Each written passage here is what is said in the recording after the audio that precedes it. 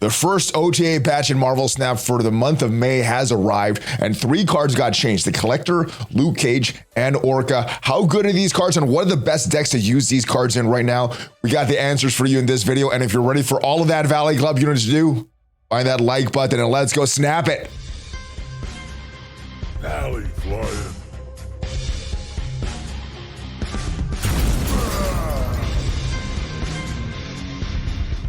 Hello there, Marvel Snap fans. Welcome back to the Valley Snap channel. I'm ValleyFlyin. Hope you're having a great day, and I hope you're ready to discuss all of these OTA changes and some of the best deck ideas to use these newly reworked cards. And now, if this is your first time here on the channel, hit that subscribe button for more great Marvel Snap content. At least 5 Marvel Snap videos per week on this channel with deck ideas like this. We got some gameplay, everything to help you in Marvel Snap. But without further ado, let's go right into these changes and talk about what has happened. So first card that got changed is Orka.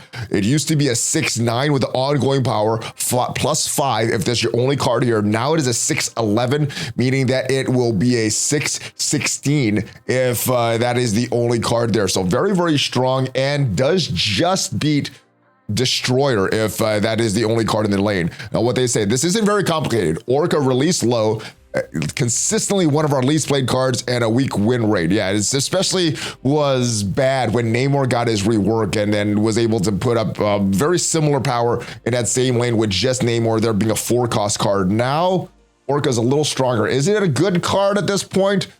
It looks like it's gonna be playable in certain decks. He's especially vulnerable to splash damage in metagame, where being able to counter Galactus has been a higher priority for players. So this should solve the solve should clearly involve raising his floor, a design term for the card's weakest outcome. So the weakest outcome is going to be 6/11 now instead of 6/9. Just buffing his base power also keeps his ongoing synergy, ongoing symmetrical with Namor's, further focusing their fishy feud. Don't expect Namor to start tearing up the competition ranks, but he leaves us free to make us stronger. So that is what happened to Orka. Basically got +2 power. And where I think Orka works best is kind of a Galactus decoy. So playing that Yondu, playing the ramp, playing the Doc Ock, and then suddenly dropping Orka in one lane and hopefully winning you that lane. But I also like Orka in this with tempo and controlling some lanes. So we have a control card here with Professor X. Claw could give us lane in the could give us power in the Professor X lane or the Orka lane. So ideally Nebula on turn 1. We could go 0 Titania on turn 2, also Daredevil on turn 2, so we could have a great location or see what we're going to do on location in turn 5. Also could have the option to lock down one of the locations with Storm.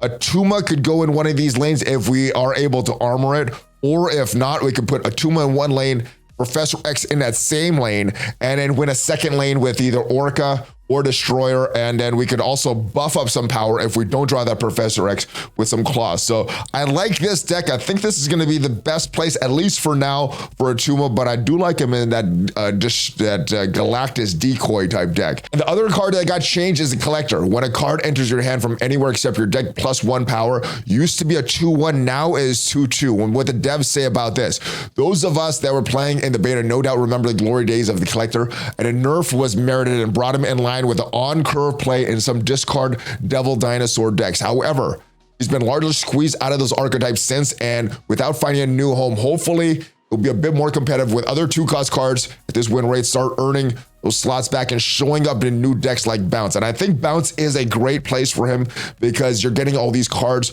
not from your deck, but you're getting it from the board when you pull it back with a Beast or a Falcon. I think there's a lot of promise in Bounce decks with the Collector, and I like him in those Bounce decks featuring Hitmonkey. I think those decks work very, very well featuring Collector, but where I think he's gonna shine is in this Doom Wave type deck. So Nebula is in this deck, but you don't need Nebula in this deck. We also have Quinjet to make some of our cards a little cheaper that we're going to get from Agent Coulson, that we could get from Moon Girl, we could get from White Queen. So we could get a lot of cheap cards with these 3 cards because of Quinjet. We also have Sentinel in this package because every time a Sentinel comes in our deck or in our hand, it's coming from the board, so the Collector could get powered up as well. We have Storm here for some location control, and also Wave. We could just do a simple Doom Wave at the end with Wave on turn 5, followed by She-Hulk and Dr. Doom on turn 6.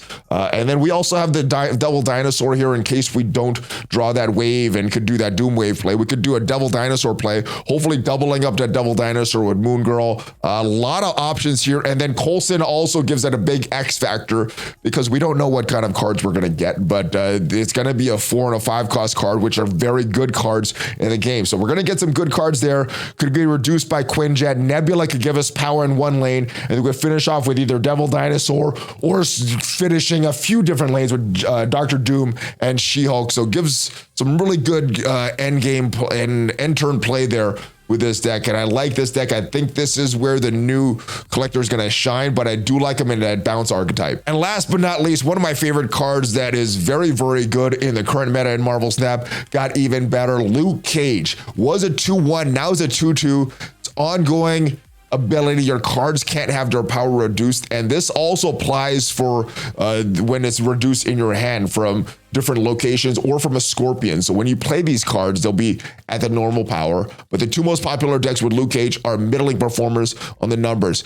And in the surge of Super Scroll plus the buff to enchanters, both indirectly weaken him. We actually compare testing to power 3 power, but recalled how the Hazmat buff to 2 killed the delightful Cerebro 1 deck. This change restores the combo as an interesting option from Cerebro, since Luke Cage protects a deck from a handful of meddlesome locations as well. The added power makes Luke Cage more valuable as a tech card in other decks, which might come in handy and afflict others' decks in the near future. So Luke Cage, very, very good. And I think he worked very well in a Cerebro 2 deck even before this change. And now he works even better in Cerebro 2. So there's a lot of different options that you could put for a Cerebro 2 deck.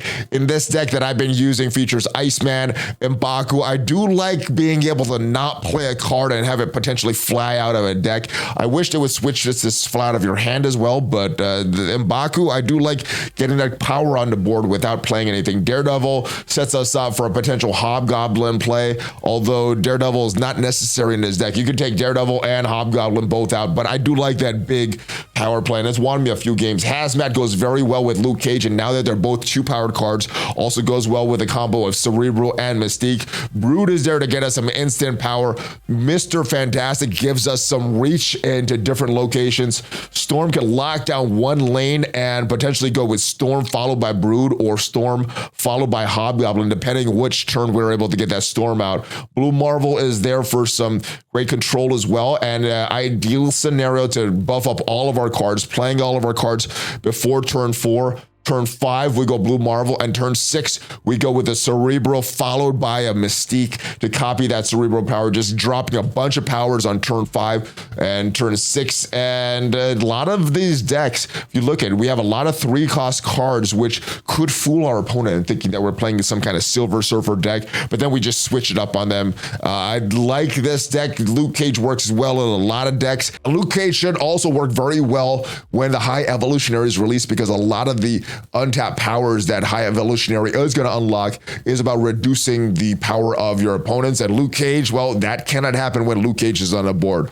So those are the OTA changes, guys. A little less impactful than what we got last week, but we got some new deck ideas to play with, and all of these are buffs. None of them are nerfs, so good stuff there. Let me know what you think of these OTA changes. Hopefully this video helps you. If it did help you deciding what kind of decks you want to run with these new OTA changes, give it a like. It does help the YouTube algorithm. Check out some of the other videos on the channel. We got a lot of other decks and great ideas for you to help you in your Marvel Snap experience. And I'll see you guys next time. Have a great rest of your day. Hulk fist bump, ValleyFlyin out.